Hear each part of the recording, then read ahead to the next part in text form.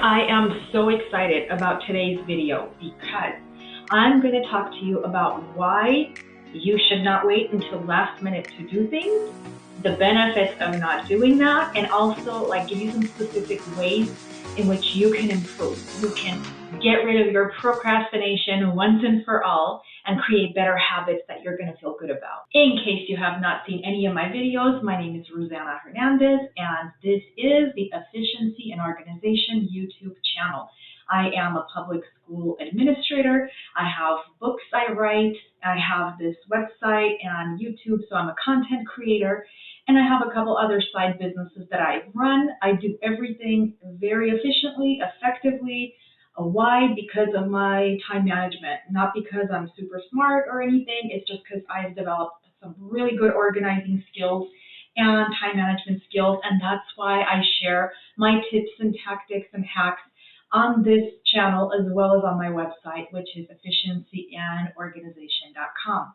So if this sounds good to you and you want to do the same, you want to live a fulfilled life where you're getting a lot done, then what you want to do is subscribe to this channel. Okay, so let's talk about number one, the first tip or the first idea that I'm going to give you, and it has everything to do with mindset. So if you put things off until last minute, I understand that some people say, well, it's the adrenaline that kicks in and then I get it done and I feel like I get it done even better than I would have.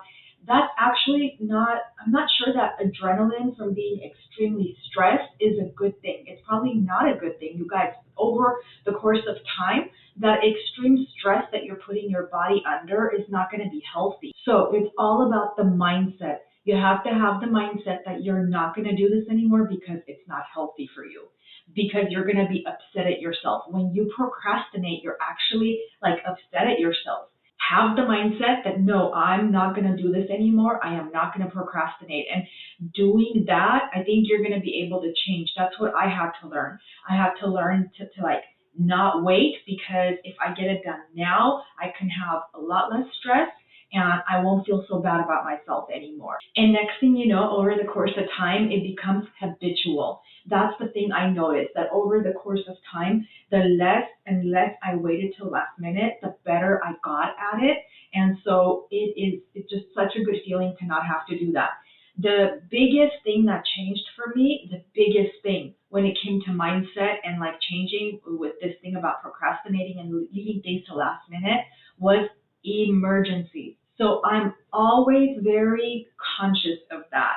I'll give you some examples. When I was doing my doctoral program, the reason I started and I stuck to it, and I was the first person in our group, in our cohort, to finish my dissertation first, was because I knew there could be a disaster, there could be a death in the family, one of my kids might get sick, I might get sick. There are always emergencies that happen, and they are setbacks, they are barriers. Therefore, I try to get as much done in advance as possible, so that way when a disaster strikes, it doesn't get in my way of accomplishing big goals and big dreams. If that helps you, use the same mindset, okay? Say there could be an emergency that's going to stand in my way, and the things I want to get done, I'm not going to get done.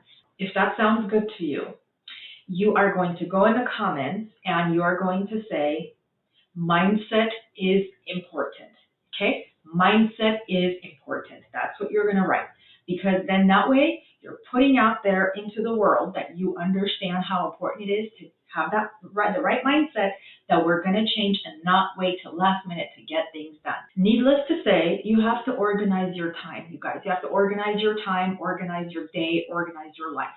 If you do, it's going to make a huge difference on waiting till last minute or doing things now and feeling a lot better about yourself, accomplishing more in your life.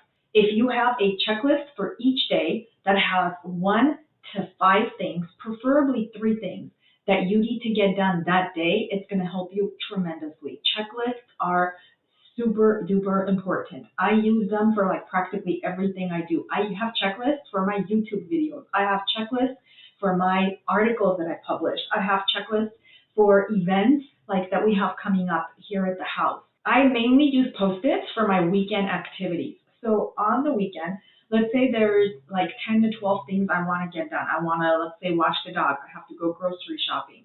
I have to write an article. I have to research something. I have to email 5 people.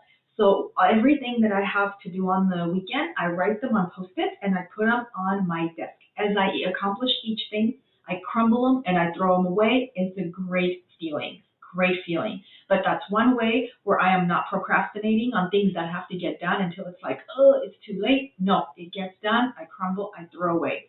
Going back to the checklist, so it's the same logic. Like you're accomplishing something and you're crossing it off the list. Just like throwing away the Post-it, it's the same logic. Planners and calendars, oh my God, so important, so important. I mainly use my planners and calendars for my work. So whatever important things I have to do for my career, I write there in the planner. And my favorite part, as soon as I get them done, I cross them off. Okay.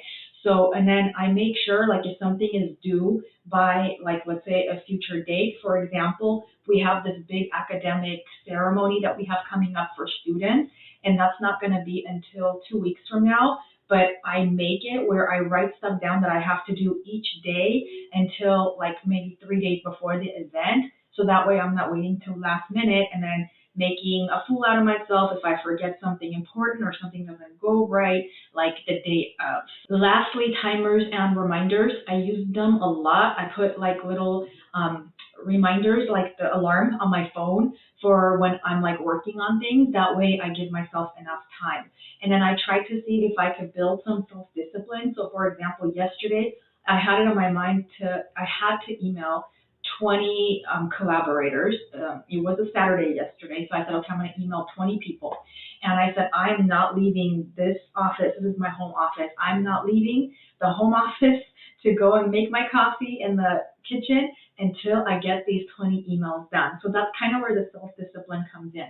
And once I had them done, I was like, great, I can go. But putting like a timer helps also. So like if I put it on my phone, that it should take me only 20 minutes to do those 20 emails, it's so helpful because then I'm not distracted by like little things because the clock is running and I see it and it just kind of keeps me accountable. I hope you found the video helpful. Again, please be sure to subscribe here to this channel as well as on efficiencyandorganization.com. I will have some links for you down in the description box, especially the books that I have out. I have 2 that have been published so far, and I am working on the 3rd book. And you know what? Together, if you subscribe, we are going to be part of this community where we're all helping each other to not wait to get things done last minute. We are not procrastinating. We're all holding each other accountable. We are learning from each other. We're becoming more organized in our lives, more planned in our lives, so we can achieve more and live fulfilled lives. Till next time, I will catch you in the next video.